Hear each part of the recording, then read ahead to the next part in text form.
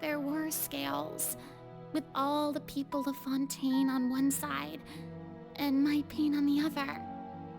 Is it not obvious where the scales should tilt? One of Fontaine's core themes was about the line between what's real and what's not, where the ability to blur the line between reality and fiction is valuable. First few introductory media to Fontaine all emphasize this in some way, such as in the Overture teaser, where we were told by Linny that magic and miracles are all about getting people to believe a lie. And this is even what the people of Fontaine value, entertainment in their stories.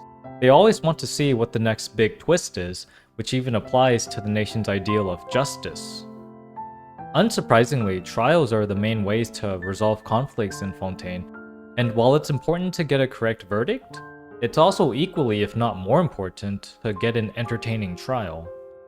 People view cases in the courtroom as mere spectacles. This is probably most symbolized by the name of Fontaine's main courthouse, the Opera Epiclese, where trials are literally conducted in an opera house, and people look forward to attending these trials as if they're the next big Broadway show. It's only natural then that Fontaine's Archon would be the epitome of this theme, one that can give a performance unlike any other. And so what better entertainment than to show the people a performance of the Hydro Archon, Focalors herself. This was the role given to Furina, and even though the role is arguably a cruel one, I believe that Furina was definitely the only one who could pull off the act.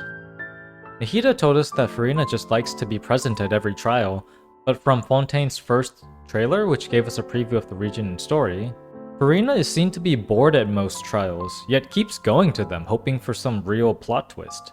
The first few sentences turned out to be a great summary of what Furina's character is about, a human keeping up the facade that she desperately wants to end. Let's go over the backstory behind Focalors and Furina.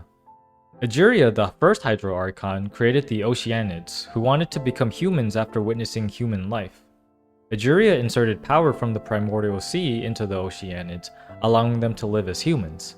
Celestia saw this new form of human life as a sin, and so they sentenced Egeria and the people of Fontaine to death by way of a prophecy, the one that's addressed in the Archon quest, where the people of Fontaine will drown, with the Hydro Archon weeping alone in her throne. This prophecy didn't sit well with Egeria because it's the antithesis of her ideal of justice, which is simply the existence of life. It shouldn't be a sin to simply exist. She had to combat the prophecy somehow, but unfortunately died during the cataclysm, so this task was left to her successor, Focalors. Focalors was one of the human Oceanids, and her ideal of justice basically inherited Egeria's ideal. Egeria valued existence, and Focalors valued the continuation of this existence, so she also very much wanted to solve the prophecy as much as Egeria. But how exactly would this even be possible? After all, it's been made clear again and again in the story that one does not defy the gods. One does not make an enemy of the divine. The solution that Focalors thought of goes back to one of the themes of Fontaine, where there may be a way to fulfill the prophecy in a real and fake way at the same time. A fulfillment by technicality. She thought that even though she would not defy the gods, she could at least try to trick them, to deceive them. So Focalors separated herself into two, herself, where she maintained all her divinity, and then Furina, who had all her humanity. For her plan to succeed, she needed Furina to play the biggest role, to maintain the facade of the Hydro Archon Focalors for an undetermined amount of time, while she slowly accumulated indemnitium. It's a pretty hefty task to ask a human to play the role of a god, but for all intents and purposes, I think that Furina played her role excellently. Of course, at first, she had trouble approaching how to do this, trying to draw on her own interpretation on how a god should behave. And the answer that she found was to be the most charismatic and flamboyant personality out there.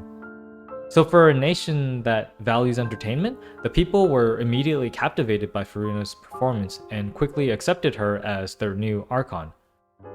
Furina was so good at playing her role that she quickly rose to becoming Fontaine's most popular public personality. For the beginning parts, I think Furina genuinely was fine playing the role, but as the days, years, and centuries started to go by, she couldn't help but feel the mental toll that her facade had on her. Her anxiety increased since there were no clear signs of progress that the prophecy was going to be solved. She kept wondering how much longer she had to play her role. What kind of show goes on for hundreds of years? She even neglected creating close relationships with others in the fear that they may see through her act. These are all signs that are against human nature, so it's natural that she wanted to give up at so many points. It's natural that she used most of her private time to cry over her pain. But she kept enduring all of it for her people's sake. And I think it's deeply rooted in her genuine love for humanity, since after all, she's also Focalors, whose ideal of justice is continuing the existence of life that Egeria believed in. It's obvious to her that on scales with the people Fontaine on one side, and her pain on the other, the scales should tilt in the people's side. So, Furina will always keep the mask on until Focalors' promised day where the most dramatic trial will happen. Knowing all this, it gives us a new way of looking at why she acted the way she did during the Archon quests. Of course, she was quick to jump the gun and falsely accuse Linny of being the culprit behind the serial disappearances, because maybe this will be the big twist that will signify the end of her role. Of course she never confided in someone trustworthy like Novile or Clorinde because it might leak the plan that she spent centuries trying to keep secret.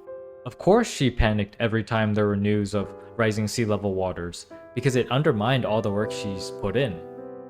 Of course she was completely ready to give up when Poisson was flooded, resulting in many deaths, because it showed that she really had no influence over the prophecy. When she was put on trial, it was the consequence that she likely knew was going to happen at some point, but hoped it would never happen.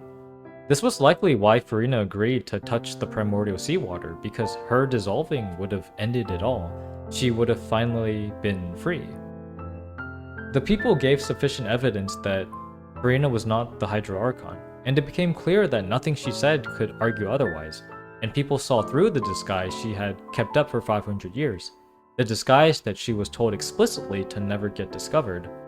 To Furina, while it might have been cathartic that she no longer needed to maintain her facade, it was more devastating that her act being found out meant that Focalors' plan must have failed, meaning that the prophecy will happen. All the efforts she put in the past 500 years have gone to waste. Her mind is completely broken, and it's exactly this moment that fills part of the prophecy. Furina weeping on her throne, her people no longer on her side. In a way, the prophecy meant that Furina was always fated to fail. But in the grand scheme of things, Furina didn't fail. In fact, she succeeded with flying colors, because her 500 years of perseverance is what allowed Focalors to accumulate enough indemnitium in the Oratrice Mécanique d'Annelie Cardinal to fuel enough power to destroy the seat of the Hydra Archon, executing both herself and the Divine Seat, granting Novile back his power of authority as a sovereign, who allows all Fontainians to live as humans without power from the primordial sea. Symbolically, the execution of Focalors and the Divine Archon Seat also symbolized the end of Furina's role.